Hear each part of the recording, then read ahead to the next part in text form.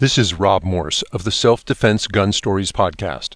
I'm reminding you that this podcast is one of the many good ones on the Self-Defense Radio Network. Check out the other podcasts at selfdefenseradio.net.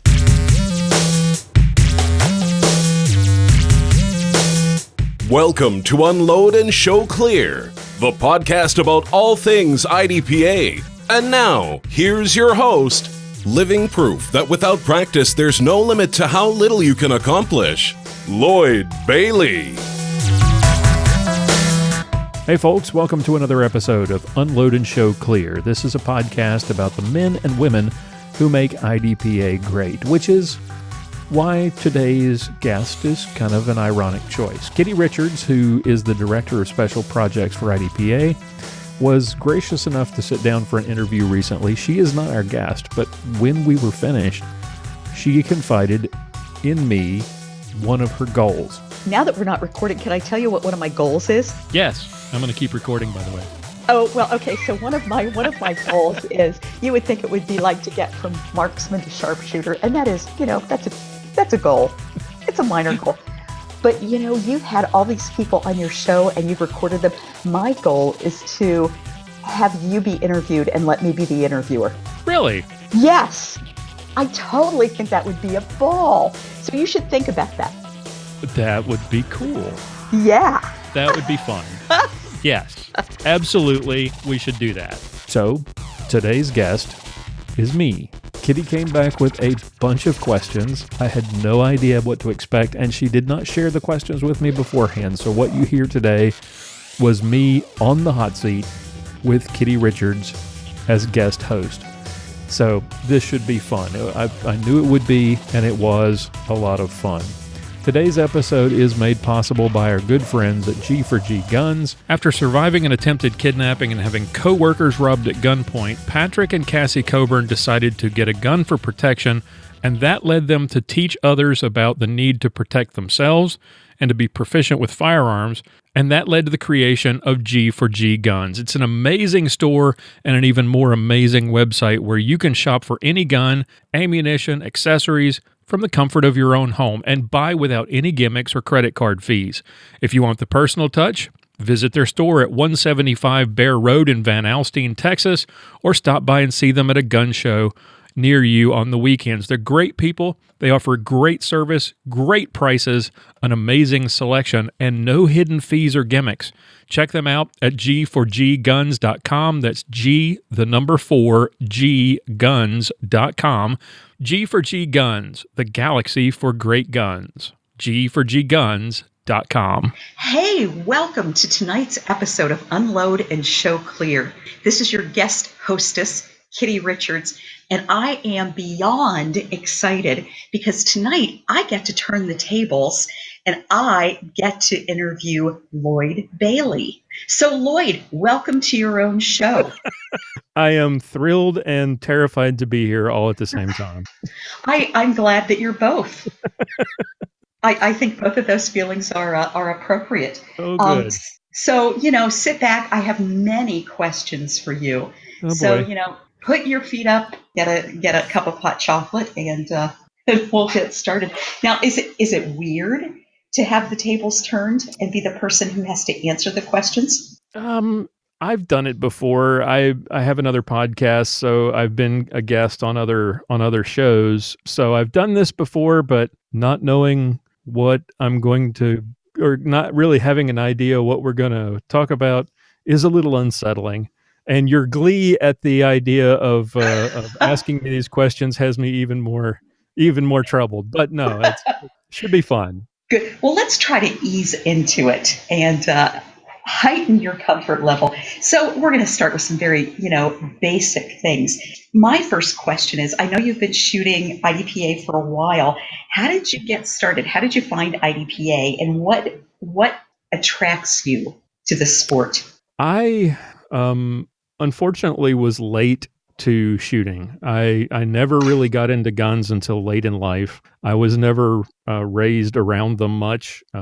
My dad's not exactly the outdoorsy type, and he's got guns, but they're like collectible sort of things. They're family heirlooms. My mom and my late uncle bought me a Marlin Model 60 when I was 12, which I still have in my safe. And I took that out and went plinking with it and shooting at cans and, the usual American kid stuff. But I never really got hardcore into guns, and it was like fun to do, but not really, I didn't become obsessed with it. And it wasn't until much later when I was married and we had a situation where somebody showed up at the house one night, and all I had was a claw hammer and an unloaded .22 rifle, that I decided that it was probably time to look at getting a gun. And I think it was Shooting USA or Jim Scooten's show or something I saw online about IDPA, and I started searching for it on the internet. This would have been 2010, 2011, somewhere in there. And I thought, oh, that sounds really cool. That would be fun. I had just recently gotten, my carry permit in North Carolina. And there were only about 3 clubs that were within driving distance of where I lived in Western North Carolina. And I started out going to Charlotte, and I just showed up one day, didn't know anybody. I was that guy, hey, I'm Lloyd. I'm here to shoot. Here's my $15. And a guy named George took me under his wing and showed me the ropes. And I was hooked, passionate about the sport ever since. Now, so you've been passionate about it. What about IDPA do you most like? I like the defensive aspect of it. I'm not, nothing against our sister sport, but the idea of running as fast as you can and emptying as many, magazines as fast as you possibly can doesn't thrill me. I can appreciate the skill that it takes to do it well, but I'm that part of it just doesn't interest me. The defensive aspect and the scenarios, the idea that you can sort of put yourself in that stage description, when the SO describes what you're up against, and you can sort of visualize a real world situation. That is what I like about IDPA. Excellent. Now, how long have you been shooting?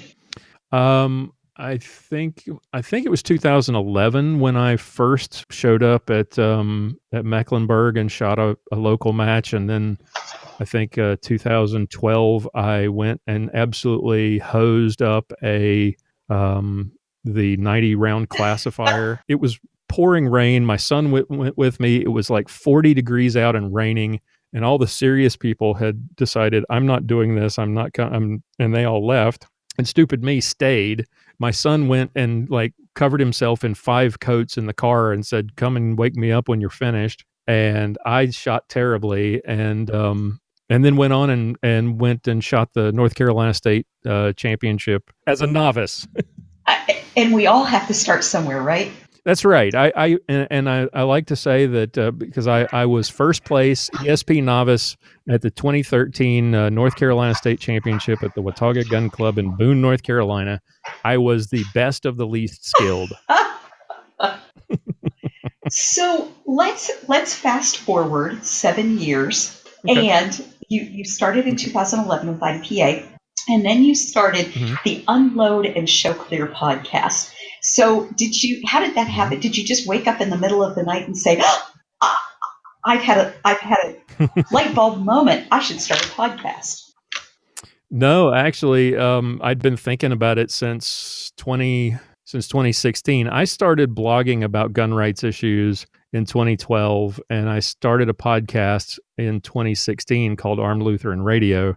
And my original idea for the show was that it would be a commentary show. It would basically be, instead of me writing blog articles, it would be me commenting on things. And I quickly, after thinking through that for a couple of weeks, realized how boring that would be, and decided to reach out to some people that I knew and respected and to see if they would join me in this crazy idea.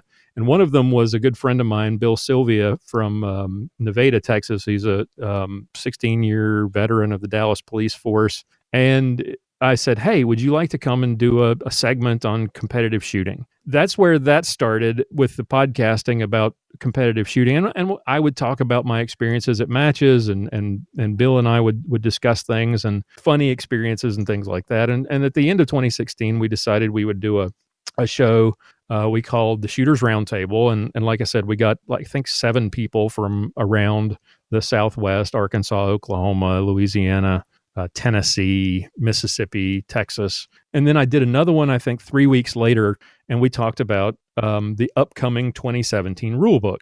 Those 2 shows are still the most listened to shows, the most downloaded shows that I've ever produced. And it was not long after that I started mulling over the idea of doing a IDPA-centric podcast. And I kicked around some ideas with Bill and never really took the leap. And then this year, I don't know what motivated me to do it, but I just said, it'd be kind of cool to do another podcast and to do an interview show, because those 2 shows were a lot of fun, getting to interact with the 1-on-7 with the shooters. And I thought this would be a fun way to let people get to know the people that make this sport great, and to sort of counter the negative stereotypes you hear about gun culture, because most everyone I've ever met related to guns are just fantastic people, and particularly in IDPA. And the genesis for Unload and Show Clear started way back in the fall of 2016, but it took a while for me to figure out what I really wanted to do with it. Now, tell us a little bit about your goals for Unload and Show Clear. For example, talk about, for people who aren't on Facebook, talk about your map. My goal is to interview someone from every state in the country who is involved in IDPA. And so every time I talk to somebody from a new part of the country, I update this guest list and the map with a new color. And I use that as a way of trying to get people to recommend guests. And it's been a great tool, because lots of people, I've gotten so many fantastic recommendations from that map. And my goal ultimately is to get one person from every state. Let's talk about some of the people in IDPA. So if you had to pick a couple of folks who have most inspired you in IDPA, who would they be? That's hard, because I've been blessed not just through this podcast by meeting so many really awesome people and getting to know them, but being, like I said earlier, being in Texas and North Texas, and being a member of the 7th IDPA club, Collin County IDPA, and having been around some really fantastic people. Wow. That's a toughie. Obviously, the first one's going to be Bill Sylvia. I got to give Bill props, because I got to know Bill, and Bill I don't think has ever met anybody he was a stranger to. I mean, he is an absolutely fantastic person to be around. Tons of fun. He makes the game fun. I would say that my 2 favorite people have got to be Bill Sylvia and Scott Longhorn. And the experience that I best exemplifies that, I think, is the way they put up with me at Nationals in 2016. Anybody who could put up with the pity party I was having at Nationals in 2016, they've got to be fantastic people. And they convinced me not to quit at midway through day one. And the safety officers and the officers at Collin County, the people who teach the sport, who go out of their way to give a hand up to new shooters and to make sure you're doing things the right way. Cody Ray, Alan Honeyman, the very first match that I ever shot in Texas, and I took my son with me. He was probably 14, going on 15, and we were both shooting, and my gun broke like halfway through, well, maybe a stage and a half in. I don't remember, it was the firing pin spring. And so I was like, okay, well, I'm done. Pack up my gun. I'm just going to watch my son shoot for a while. And Alan Honeyman says, hang on a minute. And he goes to his truck and he comes back with a Glock 34, a custom holster mag pouches and spare mags and says, "Here, finish the match." Now, Alan Honeyman had never met me in his life. In fact, like I said, that was the first time I'd ever showed up at Collin County IDPA. So nobody knew me. And he went to his truck and got me a gun.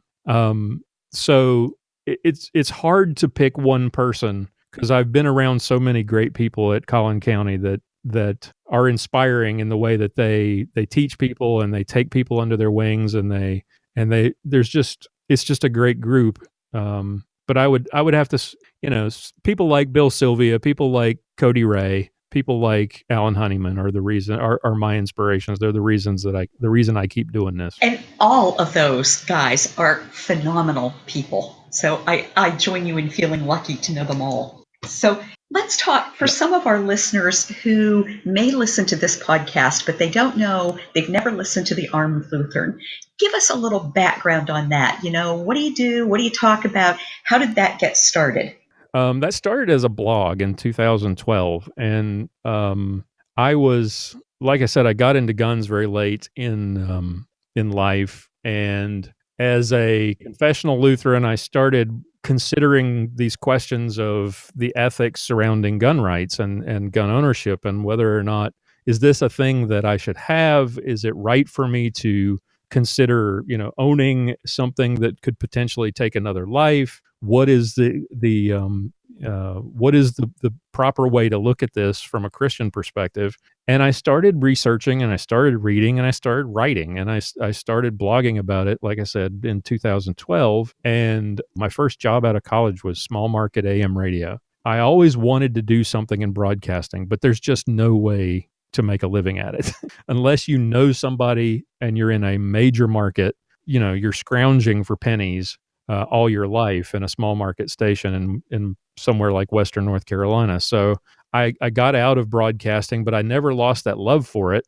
And I started listening to podcasts. 2010, 2011, I really started listening to podcasts. Black Man with a Gun with Ken Blanchard, Handgun World with Bob Main. And I said, man, that would be really fun to do. That would be really neat. And so in 2015, I thought about turning Armed Lutheran, the blog, into a podcast. And I started emailing back and forth with Ken Blanchard and asking him questions and pestering about, what kind of equipment, what do you need to get started, and how do you do this, and blah, blah, blah. And I think he got tired of me.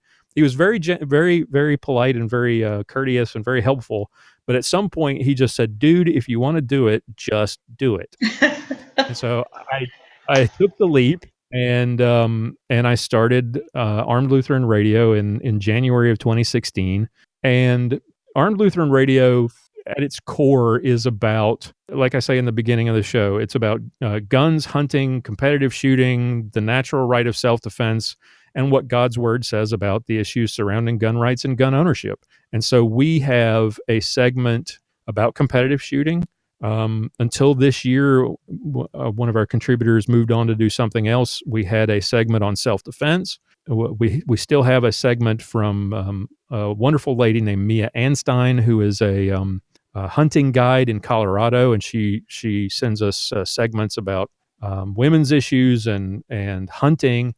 And then my favorite segment, because I'm in it, is a segment we call Clinging to God and Guns, and it's for the most part, it's myself and a guy named John Bennett, a Lutheran pastor from Minnesota, and we take articles and videos and audio from interviews and things where the author or the speaker is pushing a position in the gun rights debate. Most of the time it's anti-gun, but occasionally it's pro-gun, and they're trying to do it from Scripture.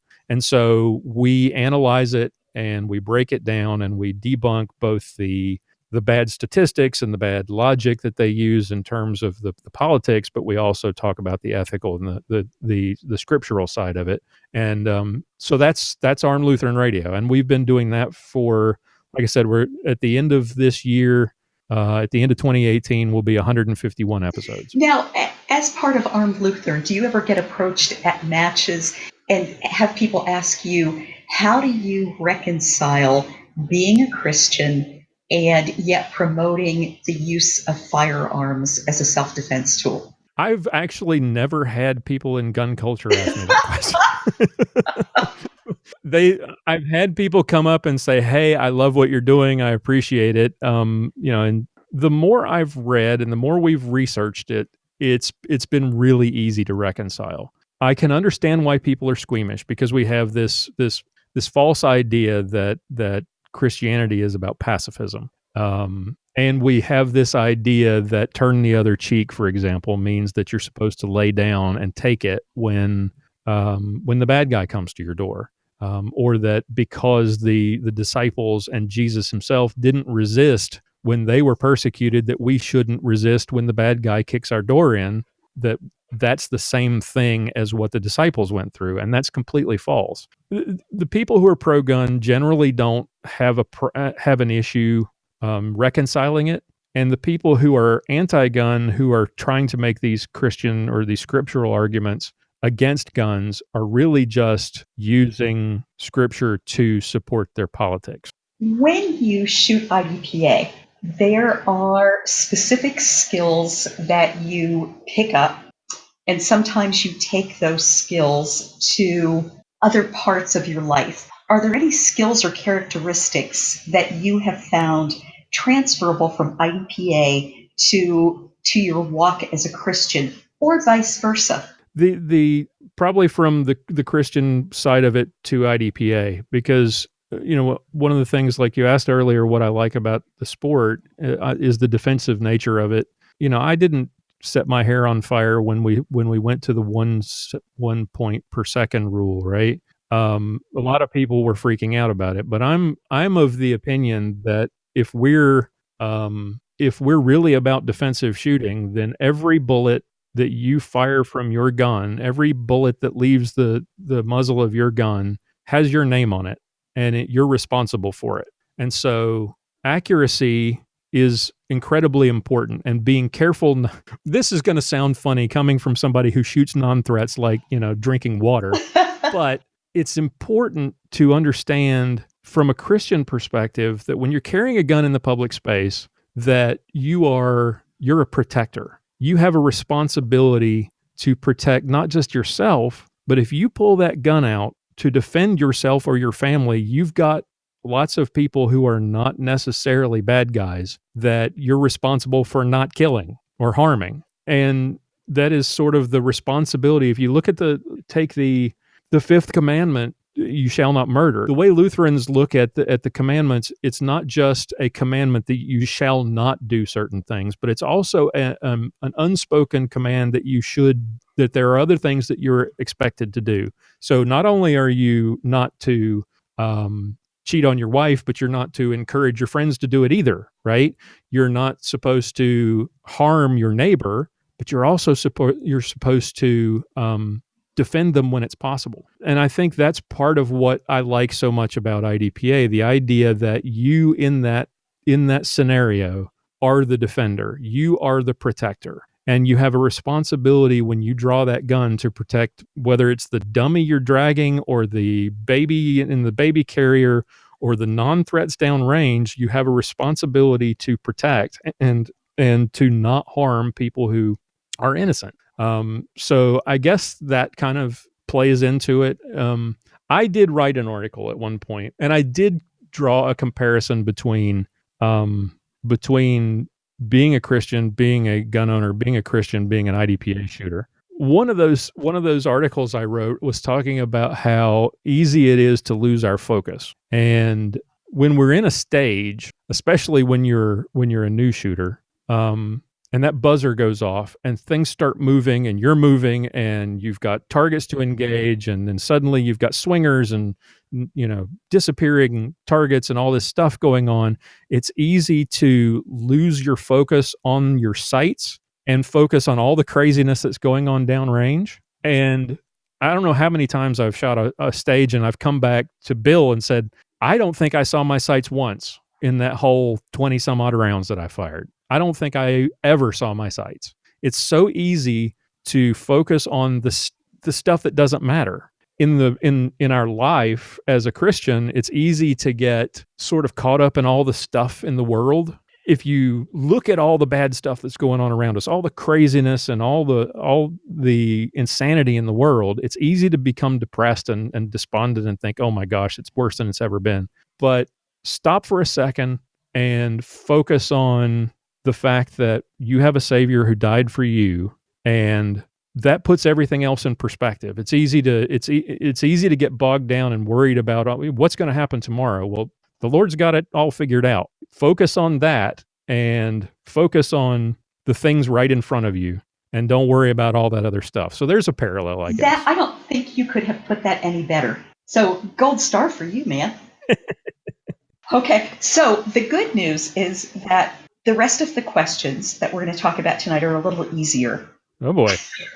Than what we've just been through for a few minutes. So one of the things that we don't always get to find out about people that we shoot with, or somebody like you, there are probably a lot of people who think that you are a professional blogger and podcaster, and that's what you do for a living. But you have a full-time gig. So what do you do? Yes, what do you do for that full-time gig? I am a software developer. I develop ERP software for, I've been doing that for since 2003. And so that's the full-time gig.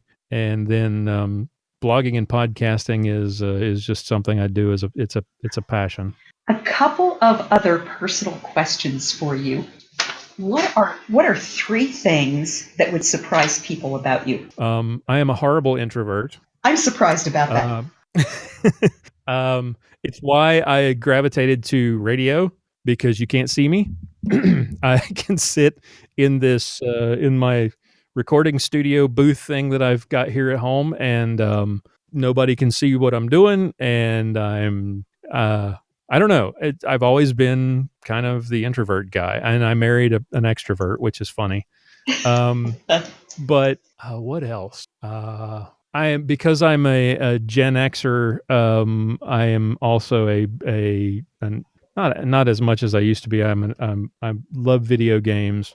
Have since I was a kid. And what's the third thing? I don't know. With the exception of the introvert thing, I don't know. What the third thing would be. And come up with two. Well, that's pretty good. Finish a couple of sentences for me, Lloyd. I like to shoot with people who are fun. I've shot with people who are deathly serious, and they're not fun to shoot with. Mm-hmm. Even though they're really, really good, and I can learn from them watching them. But if they're just so focused and serious that there's no interaction, and that you feel like you're bothering them, that's not fun. I like meeting, and this is why my wife encourages me to do this, shooting IDPA, because as an introvert, I don't generally get out and socialize. So this is, my wife encourages me to go meet people and make friends. So this is how I do it, oddly enough. And I like shooting with fun people, people who don't take it so seriously that, they want to win, they want to do well, and they focus when they need to focus, but they can still find a way to have fun while they're doing it. And that's why I like people like Scott Longhorn and Bill Sylvia, because you would have no idea that Bill Sylvia is a masterclass shooter by the way he cuts up on the range. And then when you see him shoot, you're like, where did that come from? Bill Sylvia is the prototypical person I like to shoot with. They're just fun people. And there's so many of them in this sport. I concur with that. Okay, finish this. My hobbies outside of IDPA are... aside from doing stuff with the family, I guess it would be, I don't know, watching hockey. Oh, right. I've become a hockey fan since I moved to Texas, oddly enough. A man after my own heart. 3 words that describe me best are... Wow.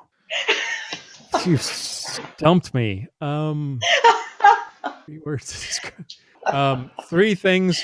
Not fast on my feet with tough questions. That's one thing. Okay. Okay, are you ready? This is my final question in the episode subtitled, What Makes Lloyd Tick? Oh, Lord. So, final question. What is your stretch goal in IDPA for 2019? Oh, okay. I want to do something different in 2019. I've been sort of slogging away at ESP, SSP forever. Not that I've mastered them yet, and I don't know that I ever will. But I'd just like to try something different. IDPA has so many different things that you can do now that I would love to try. I bought a revolver this year and took a Grant Cunningham's threat-centered revolver 2-day class. And I'm kind of thinking I might try my hand at some revolver this year. I went out and I built a pistol caliber carbine. I'm thinking, even after griping and bitching about what an awful idea it was to add PCC to the rules back before the 2017 rule book, I'm now sort of warming to the idea of that might be fun. Or shoot something odd like bug, just to do something different. And I think it would give me, the other reason I want to do it is I think it would give me a better appreciation of the sport, doing things that are really outside my comfort zone. Does that count? Great. That counts. That was a good job. Now, before I do our outro, is there anything that I didn't ask you that you were expecting that you'd like to answer? I really didn't know what to expect. I'll be honest. And you had me nervous. So I don't know. Is there anything else? Is there anything else that you can think of just off the top of your head that? Actually, there's one more thing. And I know, for example, Julie Golub does not put pictures of her children on social media, and, appropriately so. But you talked earlier about your son. So there's so much drama about kids and guns, and you can't, in my family everybody hunts, but you can't talk about hunting in school because that involves guns and you could get into trouble. What do you say to your kids about talking about shooting and talking about guns? Well, I try to teach both of them early on about responsible gun ownership and gun safety. So guns have never been like a taboo thing where it's like, ooh, that's something that's dangerous. That's something that we don't talk about.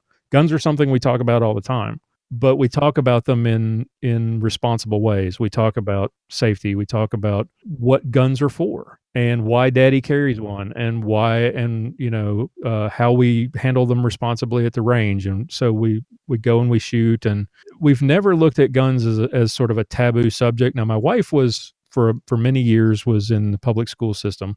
And so we were always very leery of, oh, what if they say this, or what if they say that? Or we've tried not to stigmatize it and make it sort of the cookie jar at the top, on the top of the shelf that don't touch that. It's not that we leave guns laying around the house or anything, but it's not a subject that we avoid when it around the Bailey household. Good answer. And I think that's the key. I think the parents who try to hide their kids from guns, I think, are setting them up for tragedy. Lloyd, thank you so much for joining us on your show and letting us get a look inside the brain of Lloyd Bailey, so we can actually see what makes the Armed Lutheran and Unload and Show Clear really tick. Like I said, I had some trepidations about what was going to happen here tonight, but this was a lot of fun, and I really do appreciate you coming up with this idea and following through with it. This was a lot of fun. Thanks. Thank you. Well, I appreciate you giving me this opportunity, because honestly, this was way fun. Way fun. All right, that's all the time we have for today's show. I want to thank Kitty Richards for doing this, for coming up with the tough questions. I want to thank you for listening and let you know that there's more to this interview that you're not able to hear because of time constraints. I had to cut some things out, and the interview is probably closer to an hour than what we presented for you today. If you can hear the entire interview by becoming a patron at unloadpodcast.com/extra. Again, that's $1 a month, and you'll get the full-length interviews with guests like Bob Vogel, Julie Golub, Mandy Bachman, and of course the full-length version of today's episode. Thanks for listening again. Tune in again next time for another edition of Unload and Show Clear.